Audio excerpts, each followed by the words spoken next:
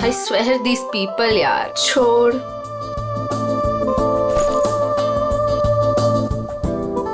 हो क्या गया इस प्रिया को? प्रेजेंटेशन था और ऐसे ही उठ के आ गई। छोड़ ना। बॉस भी खूब डांटे होंगे। क्लाइंट भी नाराज लग रहे थे। कुछ भी कहो यार मीता, ये एटीट्यूड ना है तो गलत। पता नहीं क्या समझती है अपने आप को। वो ऐसा है ना कि अपने बॉस से सीधे साधे, तो उनके सीधेपन का वो गलत फायदा उठाती है। और अपने बॉस हैं कि कुछ कहते ही नहीं है। यू नो वैसे भी उसे पड़ी कहाँ है इस जॉब की, इतना पैसा है उसके डैडी के पास, बस टाइम पास कर रही है। कुछ भी हो, एक रिस्पॉन्सिबिलिटी नाम की कोई चीज होती है। आई नो, बाल देखे थे उसके सर के, कैसे बिखरे हुए थे, जैसे किसी ने सिर के बाल नोच लिए हो।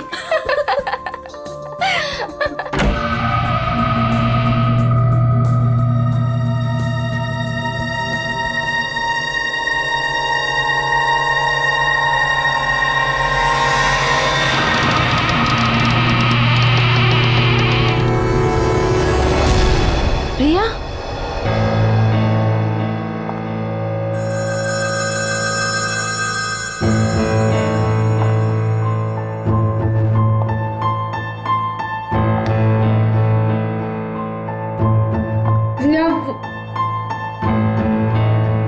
प्रिया वो एक्चुअली यू नो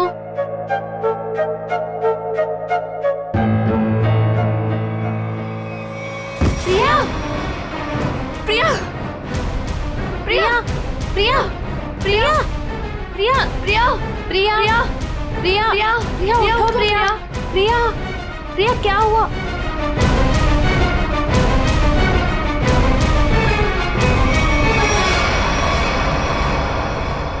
ये तो मर गई।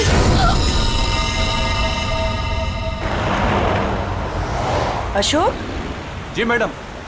आगे जो ढाबा दिख रहा है ना? हाँ हाँ दिख रहा है मैडम। अशोक, पहले पूरी बात तो सुन ले, फिर बोलना। मुझे लगा मैडम आपकी बात खत्म हो गई। चुप कर, बीच में बोल पड़ा। मुझे मालूम है कि तुझे दिखता है, फिर मैं ये सवाल क्यों करूंगी?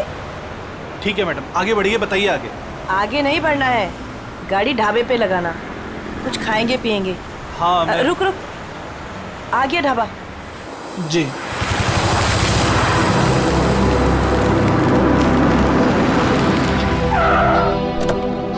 आइए सर, उतरिए। हम क्यों उतरे? तू जा। अरे अभी तो मैम साहब ने कहा खाना खाना है, चलिए अंदर। तू जा और कुछ खाने के लिए लेके आ। साहब अंदर ढाबे में बैठकर आराम से खाइए ना, आइए ना। वहाँ जाने का मन नहीं हो रहा है, तू जा, हम लोग गाड़ी में खाते खाते निकल जाएंगे। ठीक है, लेकिन क्या लेकर आऊं साहब? जो हमें अच्छा लगे। मैडम हमको क्या पता चलेगा कि आपको क्या अच्छा लगेगा? साहब आप ही बताइए ना, क्या लेकर आए हम? तुझे बोला ना, जो अच्छा लगे वो लेके आ, थप्पड़ खाएगा। जा जल्दी। लाते हैं, अपनी मर्जी से ही लाते हैं। कह दिया कि अपनी मर्जी से लेकर आओ।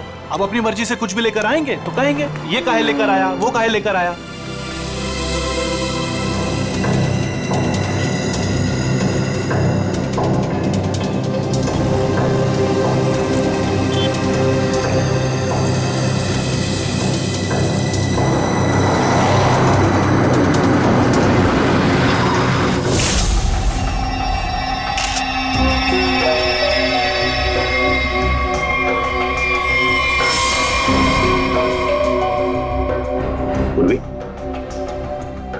पलटाओ इसे। सर,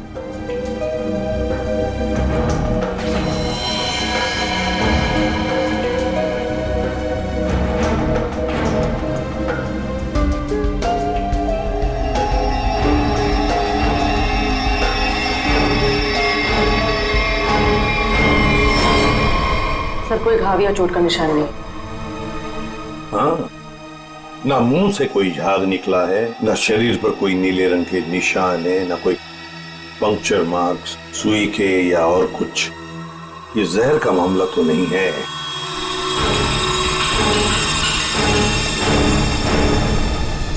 सर, हाँ, सर अंदर से भी ऐसा कोई सामान नहीं मिला जिससे इसकी मौत के बारे में कुछ पता चल सके। सर ये बैग मिला है जिसमें मेकअप का सामान पड़ा हुआ था। मेकअप का सामान?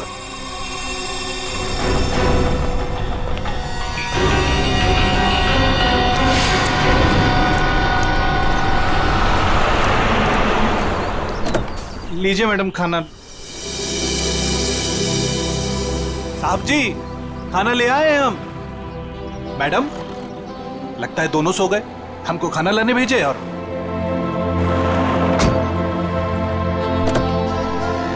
हमको समझ में नहीं आता है हमारे साहब और मालकिन का। हमको बोले खाना लाओ और जरूर दवाई खाकर सो गए होंगे। 50 बार समझाया है कि भैया खाना खाने के बाद दवाई खाओ, पर नहीं, भूल जाते हैं। लगता है कि कुंभकर्ण जो बूटी खाता था वही इनकी दवाई में मिला दी है डॉक्टर ने। चलो चलते हैं घर लेके। कहा है ना कि रास्ते में जगेंगे तो खिला देंगे, नहीं तो हम तो हैं ही। चल हमरी राम प्यारी। ये बैग किसका है? सर ये प्रिया का है। प्रिया का बैग है। वैसे मीता और शीना, वैसे प्रिया आप दोनों के सामने बाहर आई, फिर वहीं पर गिरी और अपना दम तोड़ दिया, है ना? तुम दोनों ही थी ना? Yes sir. लेकिन सर हमें नहीं मालूम कि वो कैसे मर गई। वो तो हम पता लगा लेंगे, तुम घबराओ मत। वैसे प्रिया ऑफिस कब आई थी? सर ये सब होने से कोई 25 मिनट पहले। वो ऑलरेडी लेट थी सर प्रेजेंटेशन के लिए। हम लोग उसका इंतजार कर रहे थे। क्लाइंट्स भी नाराज थे।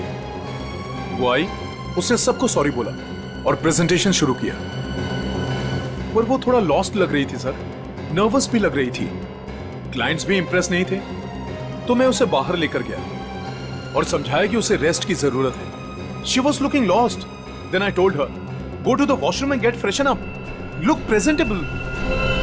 और फिर 15-20 मिनट के बाद में मीता और शीना के चीखने की आवाज आई। हम भागकर वहां पहुंचे तो प्रिया मरी पड़ी थी। निखिल, काम करो। प्रिया की बॉडी, प्रिया की बैग, उसके अंदर जो भी सामान है, कॉस्मेटिक्स वगैरह, और फिर खाने पीने की चीजें, सब का सब फोरेंसिक लैब भेज दो। वैसे प्रिया का पर्सनल नंबर या फिर उसके घर का नंबर, उसके घर वालों का नंबर तो होंगे ना शायद आपके पास? और यस सर, मेरे पास उसके मम्मी और पापा दोनों का नंबर है।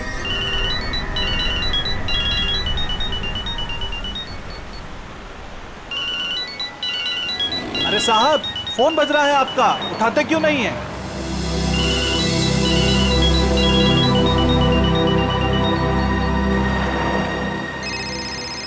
अरे अब मैडम आपका फोन बज रहा है, आप भी नहीं उठा रही हैं। अरे मैडम जी अब आपका भी फोन बज रहा है। दोनों घोड़े बेचकर सो रहे हैं।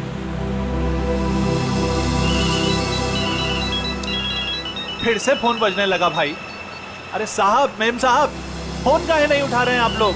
अरे फोन बज रहा है आपका। लगता है हमको ही रोकना पड़ेगा।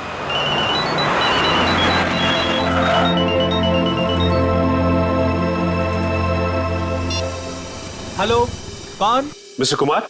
नहीं, हम अशोक बोल रहे हैं, बोलिए। अशोक? तुम कौन हो? साहब के सारथी बोल रहे हैं, बोलिए। सारथी? अरे वाहन चालक बोल रहे हैं उनके, बताइए। हो, उनके ड्राइवर बोल रहे हो तुम? ड्राइवर नहीं है हम, शॉफर है उनके। बात करते हैं, आपको ड्राइवर लगते हैं हम। देखिए आप जो कोई भी हैं, मिस्टर एंड मिसेस कुमार कहाँ पे? दोनों हमारी गाड़ी में हैं, सो रहे हैं। हम दोनों को सैर करा रहे हैं। पर आप कौन हैं? आप पहचान वाले नहीं लगते। देखिए मैं सीआईडी से बोल रहा हूँ। सीआईडी? क्या हुआ साहब? आप मिस्टर एंड मिसेस कुमार को प्रिया के ऑफिस में लेके आइए प्लीज। वो तो ठीक है साहब, लेकिन हुआ क्या? सब ठीक तो है ना? प्लीज आप आ जाइए, फिर बात करते हैं, ठीक है? हाँ साहब, हम तुरंत आते हैं।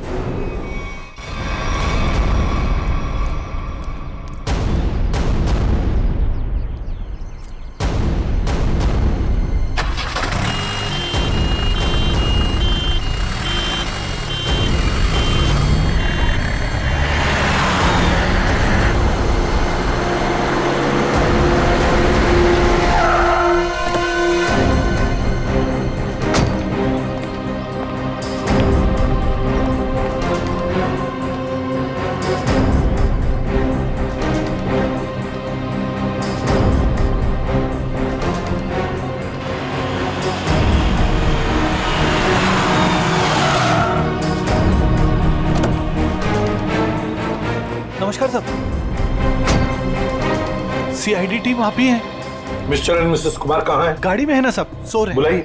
क्या सो रहे हैं। सो रहे हैं अभी? हाँ सब। अभी सर यहाँ कुछ खास हो रहा है क्या? मतलब आपने बुलाया है इसलिए? जी हाँ, खास बात है। कुमार जी की बेटी प्रिया की मौत हो गई है। क्या बात कर रहे हैं सर आप? जी हाँ। Mister Kumar, Mrs Kumar, Mrs Kumar, Kumar साहब, मिस्टर कुमार,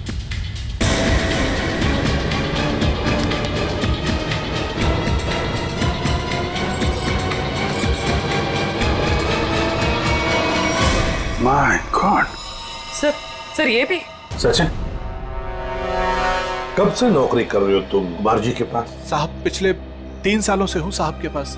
3 साल? जी सर। चेक करो, देखो मौत की वजह पता चलती है क्या है। साहब, हाँ मिस्टर कुमार और मिसेस कुमार ये दोनों तो मर चुके हैं। क्या? नहीं सर। हाँ पूर्वी,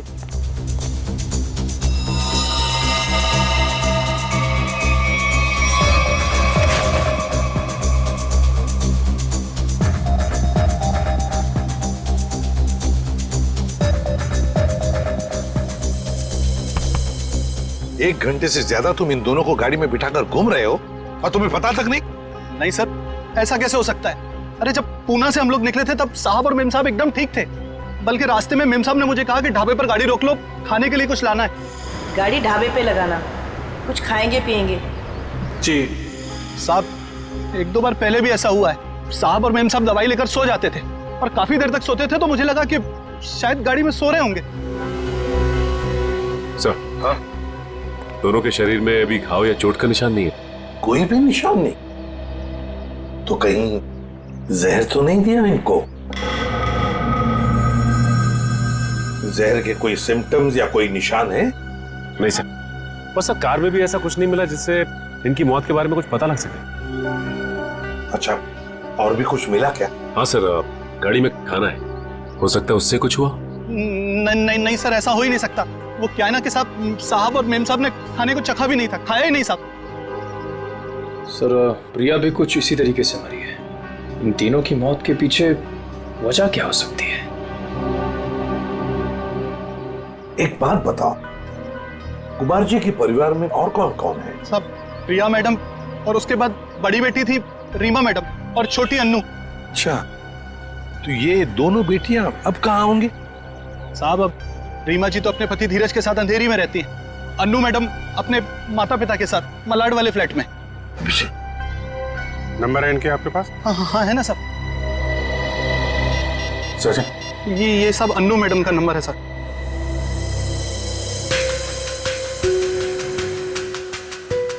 रीमा जी का भी रीमा नंबर। का? ये रहा साहब।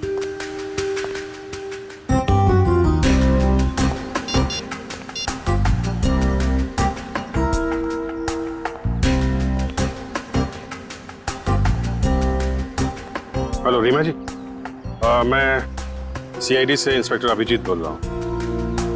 आप सीआईडी ब्यूरो आ सकती हैं? वो हम आपको बाद में बताएंगे, थोड़ा अर्जेंट है। आप प्लीज़ जल्दी आइए। या ओके ओके। सर रीमा को बोल दिया है सीआईडी ब्यूरो आने के लिए। और सर अनु तो फोन ही नहीं उठा रही। हो सकता है साहब कॉलेज गई होंगी। कौन से कॉलेज में?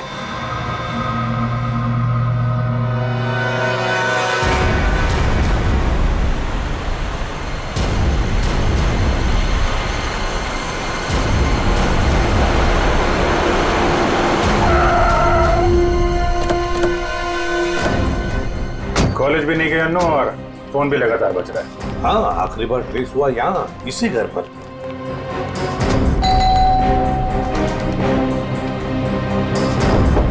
अन्नू,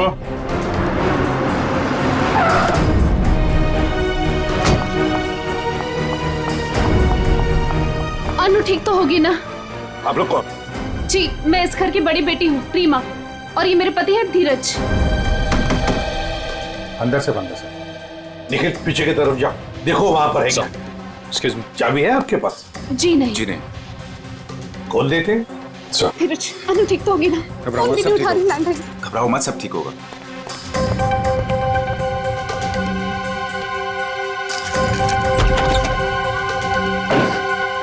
अनु अनु! अनु अनु!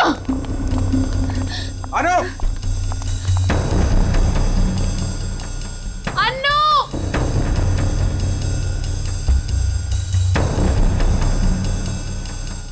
अभिजीत सर। जरा जाके देखो। अनु ऊपर देखो।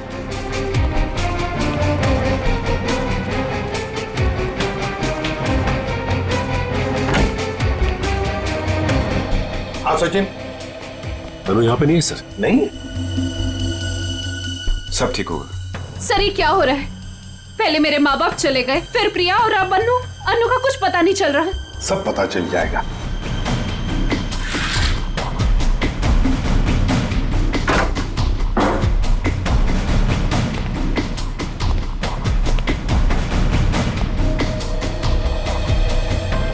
हाँ नहीं सर, अभी तक तो नहीं मिली।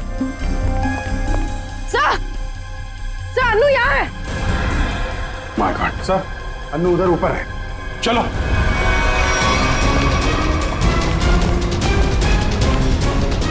अनु जिंदा है, बेहोश है। इसको हॉस्पिटल लेके चलना पड़ेगा जल्दी। सचिन। हाँ विजय सर, बेहोश है, हॉस्पिटल लेके जा रहे हैं, जल्दी चलो।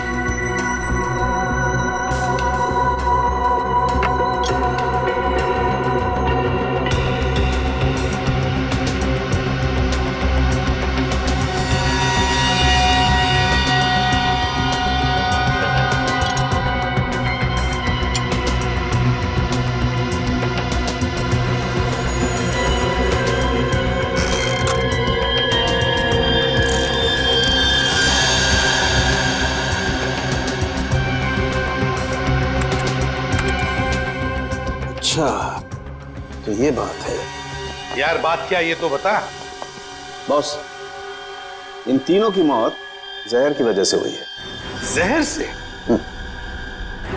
यार सारुण के मान लिया कि इनकी मौत जहर से हुई है, पर कहीं पर भी इनके शरीर पर जहर अंदर जाने का निशान नहीं है, ना कोई रंग बदला इनके शरीर का, और तू कह रहा है जहर से मौत हुई। यही तो बात है, यही बात है जो मेरी भी समझ में नहीं आ रही है कि इन तीनों की मौत जहर की वजह से हुई है, लेकिन इनका शरीर नीला क्यों नहीं पड़ा?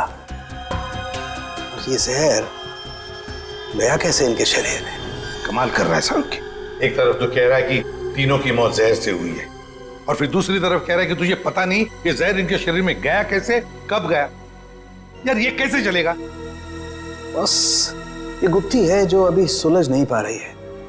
मैं भी सोच रहा हूं कि अगर इनकी मौत जहर से हुई है तो कैसे हुई है? जहर इनके शरीर में इंजेक्ट भी नहीं किया गया है, कोई एविडेंस नहीं। खाने पीने की चीज की वजह से भी इनके शरीर में जहर नहीं गया है, किसी और तरीके से भी नहीं गया है, कोई मेकअप या कॉस्मेटिक की वजह से। ये जहर इनके शरीर में गया कैसे? सालों के साहब मुझसे पूछ रहे? पागल हूं, अपने आप से पूछ रहा हूं।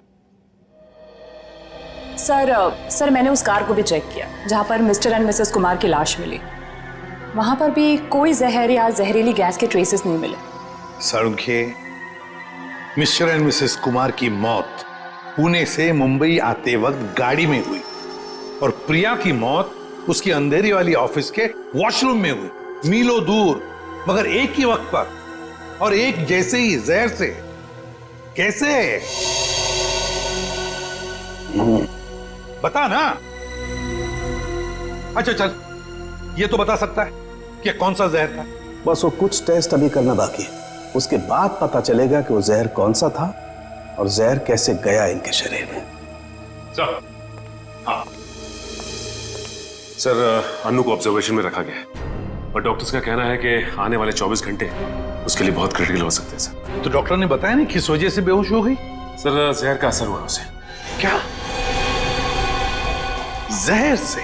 हाँ सर। और सर अजीब बात तो यह है कि उसके शरीर में यह जहर ना ही किसी इंजेक्शन से गया है और ना ही किसी खाने की चीज से। मिस्टर एंड मिसेस कुमार और प्रिया तीनों की मौत जहर से हुई और अब अनु को भी जहर दिया गया था। है ना बड़ी अजीब बात। ऐसे लगता है जरूर कोई ना कोई तो है जो इस पूरी कुमार फैमिली को खत्म करना चाहता है। सर, पूरी कुमार फैमिली ने, बड़ी बहन रीमा को तो कुछ भी नहीं हुआ। बस रीमा के खून का टेस्ट किया है मैंने, उसके शरीर में जहर नहीं है। मगर सर, पूरी फैमिली को कोई क्यों मारना चाहेगा? किसी ना किसी को तो फायदा है कुमार फैमिली को खत्म करके, पर कौन है वो और फिर क्यों? कहीं ये प्रॉपर्टी का चक्कर तो नहीं? धीरज जी, 3 लोगों की जानें ली गई है। एक अनु जिंदगी और मौत के बीच में झूल रही है, मगर तुम दोनों, तुम और तुम्हारी पत्नी, तुम तो बिल्कुल ठीक ठाक हो। ये कैसे? हम ठीक हैं, इसका मतलब ये नहीं कि हम उनके दुश्मन हैं। तो फिर और कौन हो सकता है तुम्हारे अलावा? कोई भी हो सकता है। इतना बड़ा बिजनेस है, होगा कोई जिसकी आंखों में ये धन दौलत चुभ रही होगी। वही तो हम जानना चाहते हैं, खूनी कौन है? मुझे नहीं पता कि उनका खूनी कौन है, लेकिन उनकी मौत का इल्जाम अब हम पर मत लगाइए। आप क्या चाहती हैं? सीआईडी ये मान ले कि आप दोनों बेकसूर हैं? मत मानिए हमें बेकसूर, लेकिन मेरे माँ बाप और बहन थे वो। हम अपने परिवार वालों को खत्म नहीं कर सकते। मैडम, ये कहीं नहीं लिखा कि कोई अपने परिवार वाले को मार नहीं सकता। मेरे पास आपके टेढ़े मेढ़े सवालों का जवाब नहीं है। अगर आपको लगता है कि उनका खून हुआ है, तो पता लगा है कि उनका खूनी कौन है। सर, मुझे लगता है कि ये सारे खून धीरज साहब कर रहे हैं। क्यों भाई, तुम्हें ऐसा क्यों लग रहा है? अब वो क्या है ना साहब के धीरज साहब आए दिन आकर साहब के पास पैसे मांगने आते थे। साहब और मीम साहब इस बात से नाराज रहते थे साहब। अच्छा, ये धीरज काम वाम नहीं करता था क्या? क्या काम करेंगे साहब?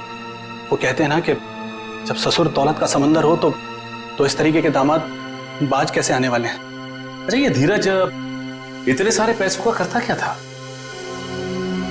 अरे बोलो ना भाई, क्या करता था? साहब, वो जुए और शराब की लत। वो कहते हैं ना साहब कि एक बार ये लत लग जाए तो अच्छे बर्बाद हो जाते हैं। मैं तो कहता हूँ साहब, 2-4 लाख रुपया नहीं, 10-20 लाख भी होता तो सब हवा हो जाता। मैंने बड़े बड़े महलों को शराब के प्यालों में बहते हुए देखा है साहब। हमारे धीरज साहब भी कुछ उसी तरीके के आदमी हैं साहब। हाँ, वही हुआ होगा ना सर। मिस्टर कुमार से उसने पैसे मांगे होंगे, मिस्टर कुमार ने मना कर दिया होगा, तो गुस्से में आके इसने उनका खून कर दिया। वही हो सकता है साहब, लेकिन हमारे साहब भी क्या करते, किस किस को पैसा बांटते साहब। और पैसों के लिए तो रोजाना झगड़े होते थे घर में। अभी 3-4 महीने पहले भी झगड़ा हुआ था धीरज साहब का और वरुण साहब का, वो प्रिया दीदी के पति का। प्रिया का पति भी है नहीं साहब, थे। वो 3 महीना पहले कार एक्सीडेंट में उनकी मौत हुई ना साहब। कार एक्सीडेंट में? अच्छा, ये बताओ कि ये झगड़े के कितने दिन बाद वरुण का एक्सीडेंट हुआ था? 1 हफ्ते के बाद सर। सर, ये एक्सीडेंट है या मर्डर? पंकज, ये सारा का सारा चक्कर प्रॉपर्टी के लिए हो रहा है। धीरज को सारी की सारी प्रॉपर्टी खुद ही चाहिए थी। प्रॉपर्टी मुझे कैसे मिलेगी सर? बताओ, चल बता देता हूं। पूरा का पूरा कुमार खानदान मिट गया तो सारी प्रॉपर्टी किसे मिलेगी? तुम्हारी पत्नी रीमा को। अगर रीमा को कुछ हो गया तो फिर प्रॉपर्टी किसके नाम पर हो जाएगी? धीरज जी, प्रॉपर्टी तुम्हारे नाम पर हो जाएगी। क्यों बोलती बंद? क्या बोलूं सर, आप लोगों को कोई मिल नहीं रहा है, आप लोगों को समझ नहीं आ रहा है किसे फंसा है, तो आप लोग मुझे पकड़ रहे हैं सर।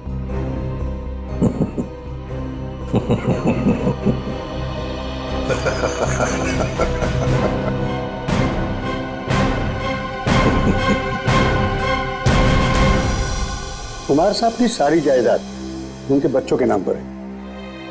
अगर बच्चों को कुछ हो जाता है तो ये सारी जायदाद एक ट्रस्ट को चली जाएगी। तो मतलब अगर बच्चियों को, मेरा मतलब है लड़कियों को कुछ हो गया तो उनके पतियों को कुछ नहीं मिलेगा? जी नहीं। मगर ये सब क्यों पूछ रहे हैं?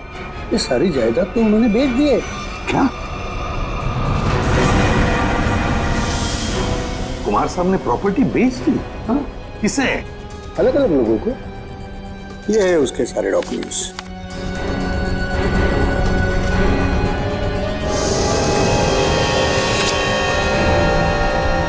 गोवा की प्रॉपर्टी, पूना की प्रॉपर्टी, महाबलेश्वर वाली प्रॉपर्टी, और हाँ, सारे पेपर्स पे उनके साइन है। साइन?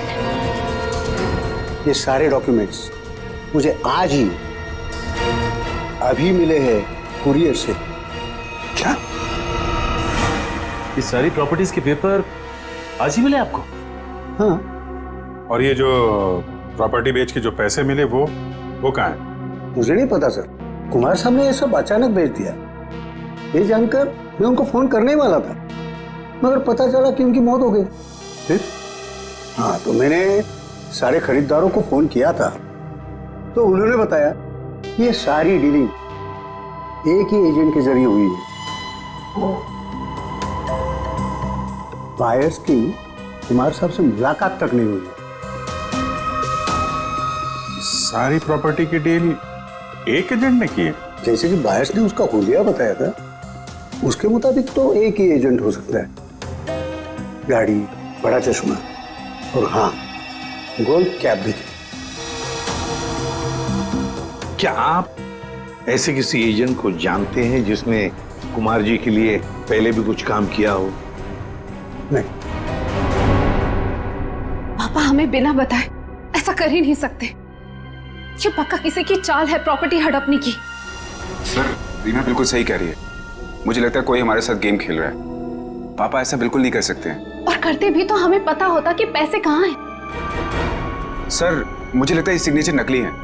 किसी ने पापा के सिग्नेचर कॉपी करे हैं। जी नहीं, सिग्नेचर्स मैंने चेक किए और नहीं है कुमार साहब के ये। अंकल, आप पापा को जानते हैं। पापा ऐसा कर ही नहीं सकते।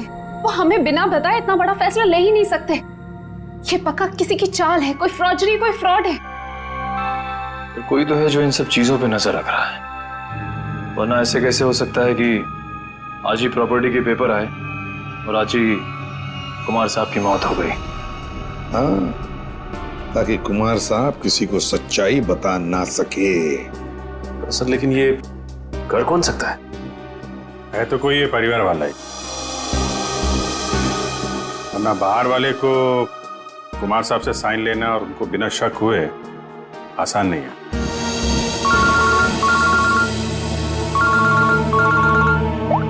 हाँ, बोल सारू के क्या? पेंट से? हाँ बॉस, पेंट की वजह से इन तीनों की मौत हुई है। यार सारू के तो क्या बात कर रहा है? क्या पेंट पी लिया उन्होंने? पेंट नहीं पिया है बॉस, पेंट में जहर मिला हुआ था और वो जहर इनके फेफड़ों में पहुंचा, इसकी वजह से इनकी मौत हुई है। ये देख सारू के, हवा में बात मत कर, जल्दी बता दे असली बात क्या है। देखो, तुम जानते हो मैं बिना सबूत के कुछ नहीं कहता हूँ। बॉस, इनके फेफड़ों में जहर के साथ साथ मुझे कुछ केमिकल के ट्रेसेस मिले और वो केमिकल सिर्फ पेंट में इस्तेमाल होता है। और सर, वो भी धीरे धीरे, शायद 20-25 दिनों में ये जहर उनके शरीर में गया होगा। बिल्कुल स्लो पॉइजन की तरह, और उन्हें पता भी नहीं चला कि वो लोग धीरे धीरे जहर इनहेल कर रहे हैं। और बस धीरे धीरे एक एक पल ये लोग मौत के करीब जा रहे थे। और संयोग की बात है कि आज उस स्लो पॉइजन की वजह से इनकी मौत हो गई। पेंट में जहर, पेंट में जहर, पूरी कुमार फैमिली का घर। सर, लगभग 1 महीना पहले घर के तीनों बेडरूम की पेंटिंग हुई थी। किस किस का बेडरूम था वो? मम्मी पापा अनु और प्रिया के बेडरूम में। बस मुझे तीनों बेडरूम्स का पेंट चेक करना पड़ेगा। कर लो। पूरे लिखे अमित,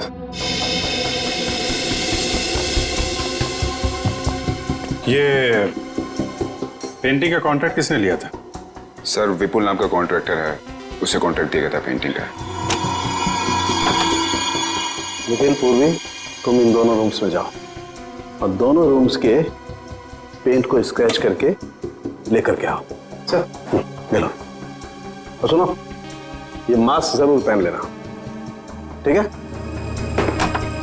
सर एक बात मुझे अभी भी समझ में नहीं है, पेंट में जहर की वजह से तीनों की मौत हुई थी, लेकिन जो इस घर में काम कर रहे हैं उन्हें कुछ क्यों नहीं हुआ? सिंपल बात है ना धीरज, जो लोग इस घर में काम करते हैं वो बेडरूम में ज्यादा वक्त नहीं गुजारते। बेडरूम में तो घर के लोग रहते हैं ना ज्यादा देर तक। रात में, दिन में भी कभी कभी आदमी सो जाता है, तो असर उन्हीं पे ज्यादा होगा।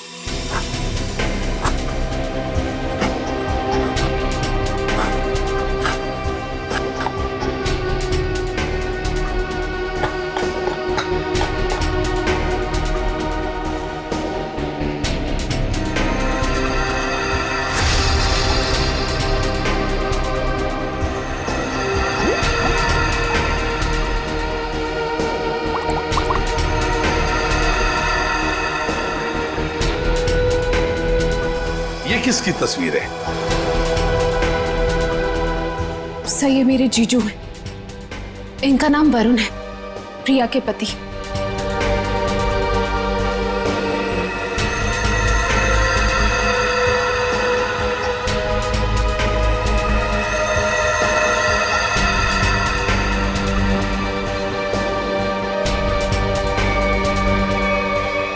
बॉस, कंफर्म हो गया, तीनों बेडरूम के पेंट में जहर है।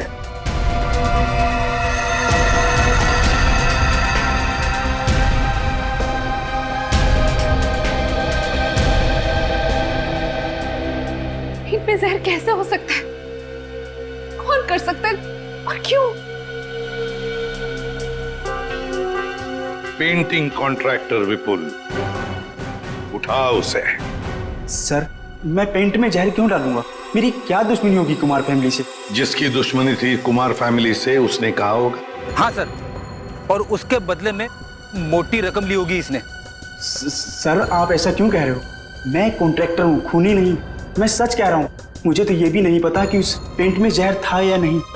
नाटक मत कर, ये नाटक हम लोग रोज देखते हैं।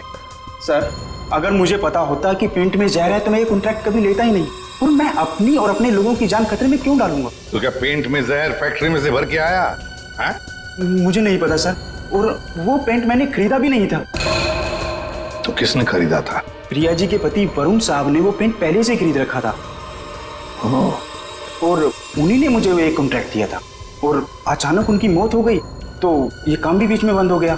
फिर 1 महीने पहले मुझे कुमार साहब के ड्राइवर का फोन आया दोबारा काम शुरू करने के लिए, और मैंने दूसरे ही दिन काम शुरू कर दिया। जब दोबारा काम शुरू किया तब पेंट कौन लाया था? वो पहले वाला पेंट जो बंगलों में स्टोर रूम में था, वही हमने यूज किया। सर स्टोर रूम में कोई भी आसानी से घुस सकता है, और इन 3 महीनों में कोई भी कभी भी जहर मिला सकता है। जाओ, तुम जा सकते हो। जी सर। हाँ सर। हाँ सचिन। सर उस एक्सीडेंट में वरुण पूरी तरह से जल गया था। अच्छा, तो फिर आइडेंटिफाई कैसे किया, पहचान कैसे की उसकी? उसकी डेंटल रिकॉर्ड से सर, डेंटल रिकॉर्ड से पता चला कि वो लाश वरुण की है। तो क्या एक्सीडेंट था या खून? सर पुलिस का ऐसा मानना है कि वो खून नहीं था। बल्कि एक्सीडेंट था। और उनका तो ये भी कहना है कि कुमार फैमिली में आपस में काफी प्रॉब्लम्स थी, लेकिन उसके बावजूद उनको अब तक कोई भी सबूत नहीं मिला सर। और कुछ? सर हाँ, ये वरुण की एक दोस्त दिशा, उसके साथ अक्सर वो फोन पे बातें किया करता था घंटों घंटों। और जिस वक्त एक्सीडेंट हुआ उससे पहले भी वो दिशा से फोन पे बात कर रहा था गाड़ी चलाते हुए। यही आई विटनेस का भी कहना है। इसीलिए वो सामने से आती हुई गाड़ी को देख नहीं पाया और गाड़ी खाई में गिर गई। दिशा, तो लोकल पुलिस ने दिशा से बातचीत भी की होगी, पूछताछ की होगी, कुछ बताया तुम्हें?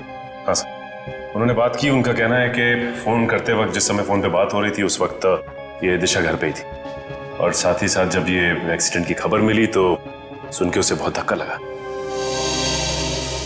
एक शादीशुदा आदमी पराई लड़की से 2-2 घंटे तक बात करता था। पता नहीं उसकी पत्नी प्रिया को यह बात मालूम थी या नहीं। दिशा,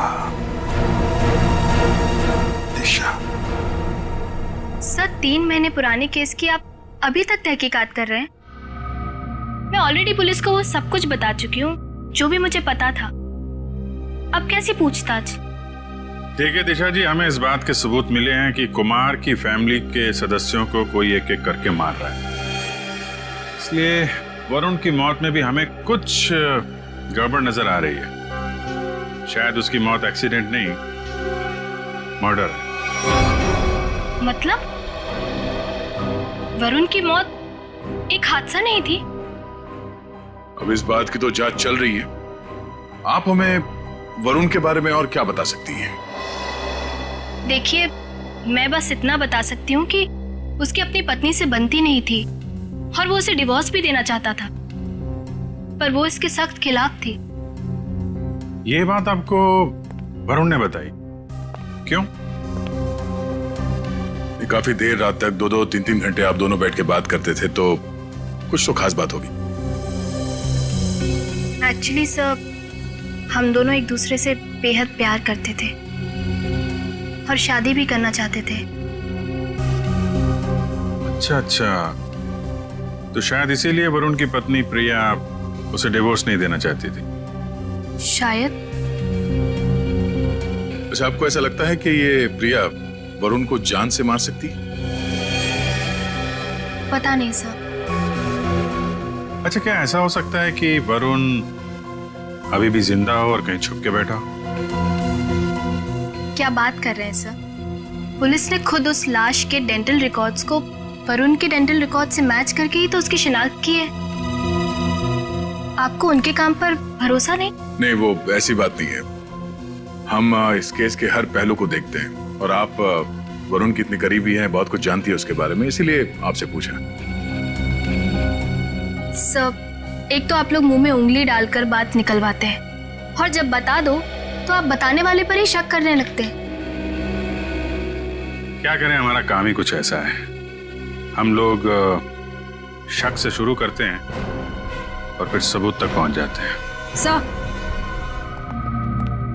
सर, इन्होंने तो कहा था कि इस घर में ये अकेली रहती है, पर अंदर बेडरूम की अलमारी से ये किसी आदमी के कपड़े मिले, बहुत सलीके से रखे हुए थे। दिशा जी, कुछ बताएंगे आप इन कपड़ों के बारे में? वरुण के हैं।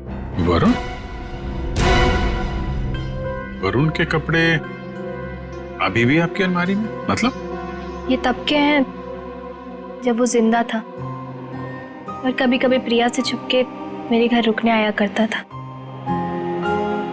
मैं कभी इन्हें फेंक ही नहीं पाई, हिम्मत ही नहीं हुई। इन्हें देख के मुझे उसकी याद आती है और उसे याद करना मुझे अच्छा लगता है।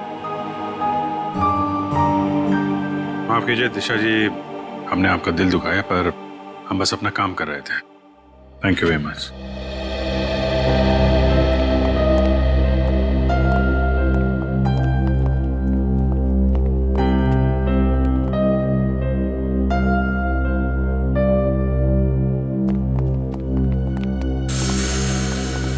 क्या हुआ? कुछ पूछना रह गया? 1 मिनट। अरे आप लोग श्रेया, फिर से यहाँ पे? एक मिनट, क्या हुआ? आती है प्लीज। यहाँ पे डेंचर था?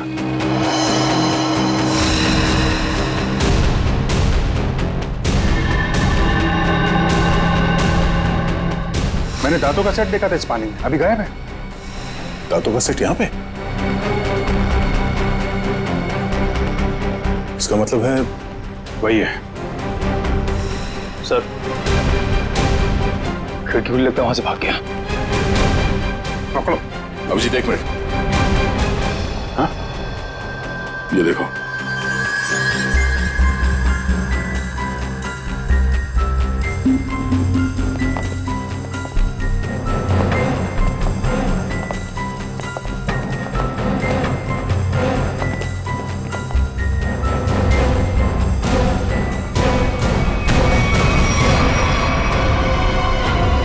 नकली दांतों ने फंसा दिया।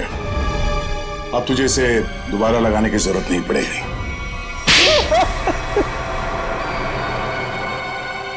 इनका नाम वरुण है, प्रिया के पति। हाँ सर, मैं नहीं मारा।